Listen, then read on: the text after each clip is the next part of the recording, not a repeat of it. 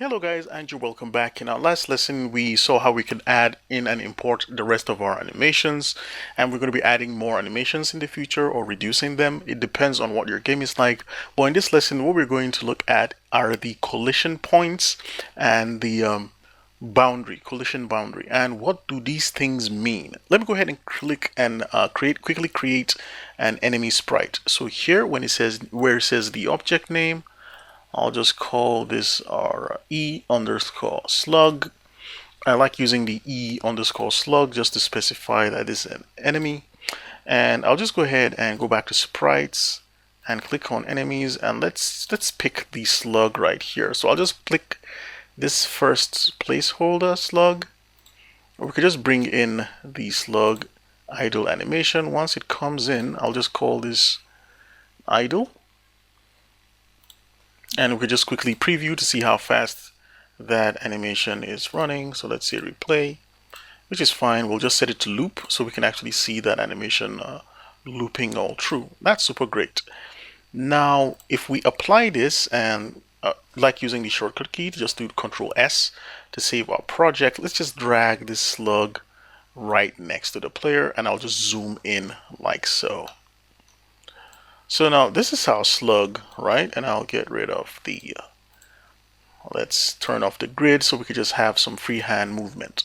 If you notice, our player has this square around it, and our enemy has this square around it as well. This game engine is going to detect when this player is colliding with this enemy if they actually overlap. So if this square should just touch this square like so, this is going to indicate that the player has actually touched the enemy.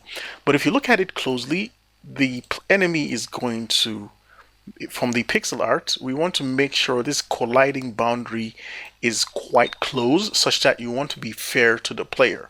You don't want to start deducing points just when these squares touch each other. And to fix that, we're going to be editing the collision masks. Also, GDevelop is going to look for where your player's origin point is.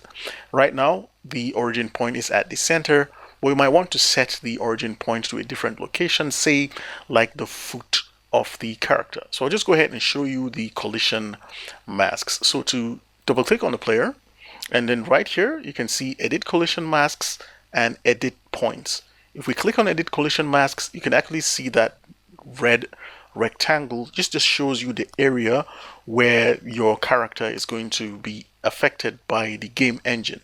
So if anything should come within this area, it's going to count as a hit. For instance, if an enemy bullet just touches this red shape, it's going to say you are hurt. This is not fair to the player because you're not actually touching the pixels. So let's go ahead and see the collision masks for the enemy as well. So I'll just close this and double click on eSlug and click on the edit collision mask, and we can actually see that rectangular area that's not fair to the user. Next, let's also look at the edit points.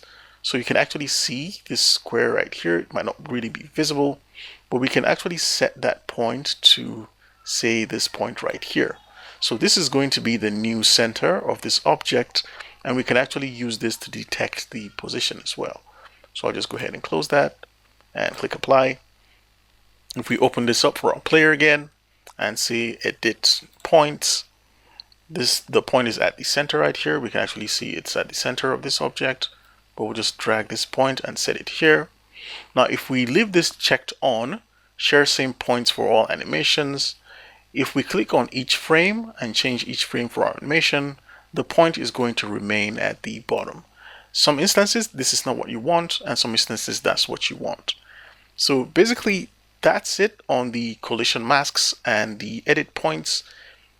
To edit a collision mask, let's go ahead and just do that. So first thing I'll do is to here and say use a custom collision mask. Once you click on this, our quadrilateral is going to be activated, and you can just drag this to create a fair space where the player is going to take damage or is going to be affected by the game world, where the player can collide with a platform or get hit by a bullet.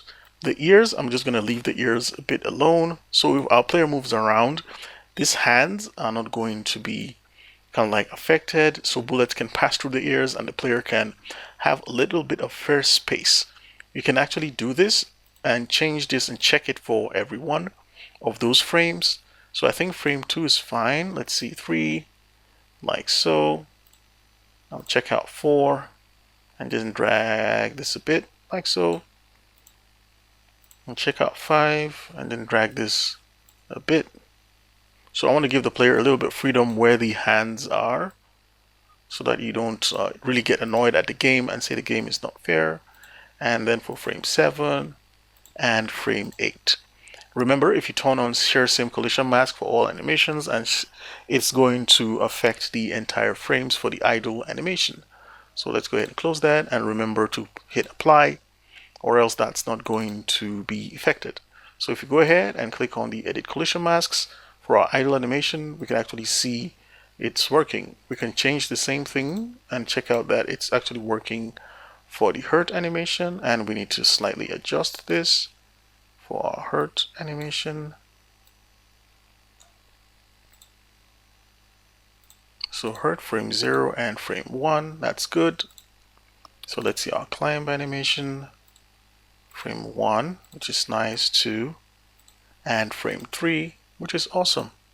So let's hit apply, and let's jump over to our enemy slug as well and click on the edit collision masks and say use a custom collision mask, and we'll just drag this like so, just to a point where it'll be fair to the player. A quad is much more efficient, but if you want to create a shape that's different from a quad, you can add your own vertex points, but do remember that this is going to be, you know, kind of like a memory addition. And here we're getting a warning. It says the polygon is not convex, and sure it is, otherwise the collision mask won't work. And basically it's actually telling me that is a polygon with 5 vertices. So let's add, let's undo that. So let's go back again. And what we can do is to just get rid of this quad we just added and add another vertex like so, and we can just move these vertices around like so, just to, you know, kind of like make this into a much more kind of like efficient shape like so. So that's how you can create this, and remember you can always check out each of these frames to make sure this is kind of like fair and it's not going out of the bounds, and we can just set this like so, like that. And let's see frame 2, and we need to move this a bit forward just so it covers the character completely. So I'll just drag this here and then pull this down a bit to give the player a bit of fair space. And let's check out frame 3 as well. And for frame 3 we're just going to drag this over here. We can add another vertex here and just pull this just so it closely matches the shape, or roughly matches the shape. And that's how we can set our vertex. Let's go ahead and click close and hit apply. We can open our enemy again and see if we have our points all centered where they're supposed to be, which is super great.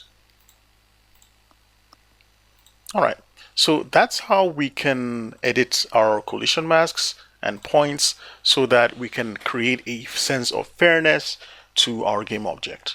See you guys in the next lesson, where we will talk about how we can add our background elements to our game using the other asset types.